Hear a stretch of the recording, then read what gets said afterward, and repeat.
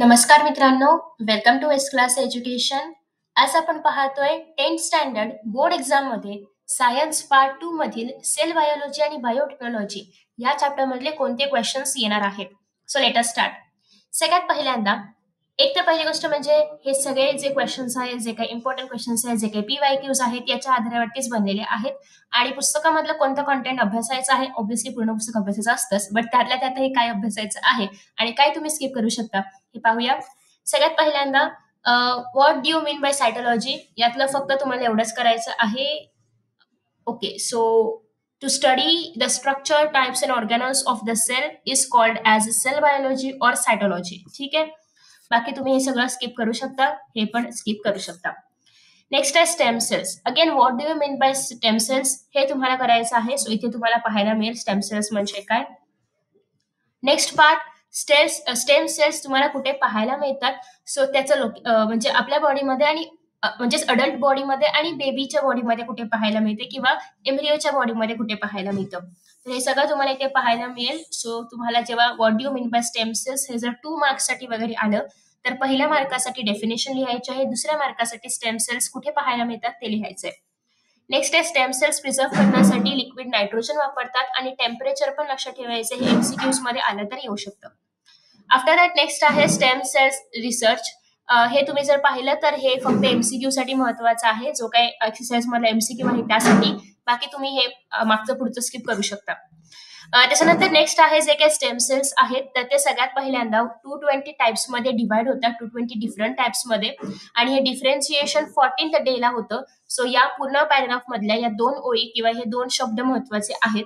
Next आहे adult stem cells. Again हे stem cells कुठे पाहायला मिळतात त्याचं लोकेशन किंवा लोकेशन म्हणूया आपण, हे तुम्हाला इथे दिलेलं आहे. नेक्स्ट आहे तुम्हाला असं एक डायग्राम येऊ शकतो, याच्यामध्ये येईल युजेस ऑफ स्टेम सेल्स लिहा आणि तुम्हाला असे एरोज दिले जातील. तर त्या केसमध्ये तुम्हाला फक्त एवढं लिहायचं आहे, regenerative therapy, cell therapy, organ transplantation, असं करत तुम्हाला 3 ते 4 पॉईंट्स लक्षात ठेवायचे आहेत युजेस ऑफ स्टेम सेल्स साठी. ठीक आहे, सो तुम्हाला लिहिण्यापेक्षा जास्त असे चार्ट्स किंवा वेब डायग्रामच्या फॉर्म मध्ये विचारलं जाऊ शकतं. ऑर्गन ट्रान्सप्लांटेशन मध्ये कोणते ऑर्गन्स ट्रान्सप्लांट केले जाऊ शकतात हे फक्त तुम्हाला नावं लक्षात ठेवायचे. लिव्हर वगैरे असेल, हार्ट असेल, ठीक आहे, बोन असेल, हे आपण स्टेम सेल्सने जे आहे ते नवीन ऑर्गन्स वगैरे बनवण्याचा ट्राय करू शकतो.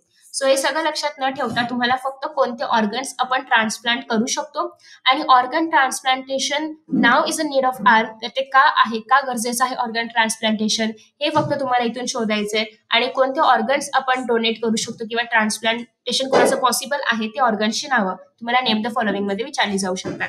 ठीक आहे. नेक्स्ट आहे बायोटेक्नॉलॉजी. पहिली गोष्ट म्हणजे what do you mean bye biotechnology याची डेफिनेशन पूर्ण डेफिनेशन लिहायची आहे.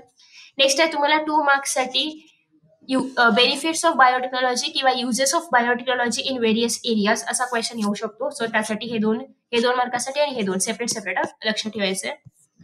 हे तुम्ही स्किप करू शकता. नेक्स्ट आहे तुम्हाला बीटी कॉटन बद्दल विचारलं जाऊ शकतं. फॉर एक्झाम्पल बीटी कॉटन मध्ये नेमकं असं काय आहे की त्याच्यामुळे ते डिफरंट आहे नॅचरल कॉटन पेक्षा किंवा एक ऑर्डिनरी कॉटन पेक्षा. सो त्यासाठी तुम्हाला त्याचं वर्किंग म्हणजे बीटी कॉटन मध्ये नेमकं काय नवीन आहे हे लक्षात ठेवायचंय. बीटी ब्रिंजल नाही ठेवलं लक्षात तरी पण चालेल. गोल्डन ट्रायल्स मध्ये विटामिन ए असतं, MCQ साठी लक्षात ठेवायचं आहे. बायो फर्टिलायझरची नावं नेम द फॉलोइंग मध्ये तुम्हाला याची नावं विचारली जाऊ शकतात. कोणतीही 1 ते 2 नावं लक्षात ठेवायचंय. Animal husbandry you can skip. Human health मध्ये सगळ्यात पहिल्यांदा जे हॉर्मोन्स वगैरे आहेत तर ते कशापासून बनले जायचे आणि हे एवढंच तुम्ही लक्षात ठेवा, पूर्ण लक्षात ठेवायची गरज नाहीये. वॅक्सिन्स मध्ये मात्र what do you mean bye vaccines व ट्रेडिशनल वॅक्सिन्स आणि आताच्या वॅक्सिन्स कम्पेअर करायचे आहेत आणि वॅक्सिन्सचं प्रोडक्शन सेफ आहे किंवा सेफर वॅक्सिन्स आता प्रोड्यूस होत आहेत किंवा आपण वॅक्सिनवरती कसं ट्रस्ट ठेवू शकतो. सो याच्यावरती तुम्हाला गिव्ह द रिझन वगैरे क्वेश्चन्स येऊ शकतात. त्यासाठी हा पूर्ण पॅराग्राफ तुम्हाला लक्षात ठेवायचा आहे. त्याच्यानंतर नेक्स्ट आहे येस, ह्याच्यामध्ये हे पण येईल, वॅक्सिन्स मध्येच हे पण येईल. ठीक आहे. आफ्टर दॅट नेक्स्ट आहे एडिबल वॅक्सिन्स. फक्त तुम्हाला नाव लक्षात ठेवायचं आहे. विब्रिओ कोलेरासाठी म्हणजेच इकोलाय जे आहे ते आपण वापरतो पोटॅटो मध्ये वगैरे इन्सर्ट करून. नेक्स्ट आहे इंटरफेरॉन्स.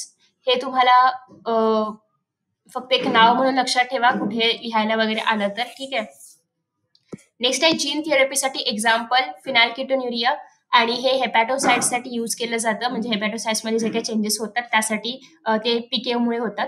किंवा पीकेओ त्याच्यामुळे होतं. सो बेसिकली हे तुम्हाला लक्षात ठेवायचं आहे. आणि जीन थेरपी बद्दल तुम्हाला शॉर्ट नोट येऊ शकते. क्लोन तुम्हाला माहिती असेलच काय असतं, हे नाही लक्षात ठेवलं तरी पण चालेल. नेक्स्ट आहे थेराप्युटिक क्लोनिंग. अगेन हे पण तुम्ही स्किप करू शकता. हे मात्र तुम्हाला करायचं आहे एन्व्हायरमेंट अँड बायोटेक्नॉलॉजी. दुसरी गोष्ट हे स्किप करू शकता. हे मात्र तुम्हाला एक्झाममध्ये मॅथ्स कॉलम्समध्ये वगैरे येऊ शकतं. इव्हन एमसीक्यूज मध्ये पण येऊ शकतं. सो हा पूर्ण जो चार्ट आहे किंवा जे ब्ल्यू बॉक्स आहे ते लक्षात ठेवायचे. आफ्टर दॅट याच्यामध्ये पण बरेच क्वेश्चन्स येतात. फायटो रेमिडेशन म्हणजे काय आहे आणि त्यासोबतच बायो रेमिडेशनचे एक्झाम्पल्स लिहायचे आहेत. कोणतेही 3 एक्झाम्पल्स लक्षात ठेवा यापैकी. ठीक आहे. नेक्स्ट आहे what do you mean bye DNA fingerprinting आणि त्याचा यूज काय आहे हे तुम्हाला क्वेश्चन येऊ शकतं 2 मार्क्स साठी. हे स्किप करू शकता. ग्रीन रिव्हॉल्युशनचे बेनिफिट्स काय होते हे लक्षात ठेवायचं आहे. ठीक आहे. सो ते एक छोटंसं आन्सर लक्षात ठेवा. बाकी तुम्हाला रिसर्च सेंटर वगैरे काही नाही लिहायचे. फक्त ग्रीन रिव्हॉल्युशनचा बेनिफिट किंवा नीड काय होती. नेक्स्ट आहे white revolution, you can skip. Blue revolution मध्ये फक्त नीलक्रांती मिशन लक्षात ठेवा आणि हा पायसिस कल्चरसाठी ऑर्गनाइज केलेला किंवा लॉन्च केलेला एक प्रोग्राम होता. ठीक आहे. नेक्स्ट आहे फर्टिलायझर्स मध्ये NPK हे एलिमेंट्स प्रेझेंट असतात. हे तुम्हाला एमसीक्यूज मध्ये किंवा नेम द फॉलोइंग मध्ये येऊ शकतं. दॅट इज नायट्रोजन, पोटॅशियम हे तुम्हाला लिहायचं आहे. नेक्स्ट आहे इन्सेक्टिसाइड्स कोणते कोणते आहेत, डेंजरस कोणते आहेत, कोणाचं बायोमॅग्निफिकेशन होऊ शकतं. सो ही नावं लक्षात ठेवायचा, फुल फॉर्म पण लक्षात ठेवा. Organic farming if you want you can skip. Apiculture मध्ये लक्षात ठेवायची गरज नाही काही, फक्त एवढंच लक्षात ठेवा की एपिकल्चर इज रिलेटेड टू बीज. ठीक आहे. म्हणजे मधाशी किंवा बीजशी रिलेटेड आहे. ते कसं होतं काय होतं हे तुम्ही नाही लक्षात ठेवलं तरी पण चालेल. कल्टिवेशन ऑफ मेडिसिनल प्लांट्स हे पण याचं एक क्वेश्चन असं काही एक्झामसाठी विचारलं नाही जात. So you can skip. Fruit processing पण तुम्ही स्किप करू शकता. सो चॅप्टर मधलं बरंचसं कॉन्टेंट आपण मोस्टली स्किप करतोय. याचं रिझन असं आहे की चॅप्टर जरी महत्वाचा असला तरी पण जास्तीत जास्त सेम क्वेश्चन्स रिपीट होत आहेत मागच्या काही वर्षांपासून. सो जे अजून नाही विचारले गेलेले क्वेश्चन्स आहेत, फॉर एक्झाम्पल हे फ्रूट प्रोसेसिंग मधलं काही नव्हतं विचारलं गेलं याच्या आधी, सो तुम्ही ते स्किप करू शकता. ॲज युजल सगळे एमसीक्यूज तुम्ही करणार आहात हे मी तुम्हाला ऑलरेडी सांगितले. तो ब्ल्यू बॉक्स आहे तो करायचाच आहे. हे पण मी तुम्हाला सांगितलेलं होतं, हे पण करायचं आहे. हे असे क्वेश्चन्स तुम्हाला ब्ल्यू बॉक्स मधून विचारले जाऊ शकतात. फॉर एक्झाम्पल व्हाईट रिव्हॉल्युशन आणि ब्ल्यू रिव्हॉल्युशन कोणाशी रिलेटेड आहे. सो हे क्वेश्चन्स तुम्हाला येऊ शकतात. येस, हे पण मेरिट्स ऑफ बायोटेक तुम्ही असंही लक्षात ठेवणार आहातच. तेच तुम्हाला सेम याच्यामध्ये बॉक्सच्या किंवा वेबच्या फॉर्ममध्ये लिहायचे. सो आय होप की तुम्हाला या चॅप्टर मधलं काय काय करायचं आहे हे कळलं असेल. जे स्किप करायला सांगितले ते तुम्ही बिंदास्त स्किप करू शकता, कारण ते याच्या आधी कधीच एक्झाम्स मध्ये नाही विचारलंय. सो जेवढं मी तुम्हाला करायला सांगितलेलं आहे किंवा जसं तुम्हाला प्रॅक्टिस करायला सांगितलेली आहे तेवढीच फक्त करा, बाकी यू कॅन स्किप. सो यासोबतच मी इतर चॅप्टर्स, सायन्स पार्ट 1 या सगळ्याबद्दलचे इम्पॉर्टंट क्वेश्चन्स ऑलरेडी अपलोड केलेले आहेत. तुम्ही जर अजूनही अभ्यासाला प्रॉपरली सुरुवात केली नसेल तर मी टाइम टेबल पण अपलोड केले, प्लीज ते फॉलो करा, कारण त्याच्यामध्ये मी सगळ्याच गोष्टी इन्क्लूड केलेल्या आहेत. या सगळ्या व्हिडिओच्या लिंक्स तुम्हाला खाली कमेंट बॉक्समध्ये पाहायला मिळतील. So thank you so much for watching this video and see you in the next video. Bye bye.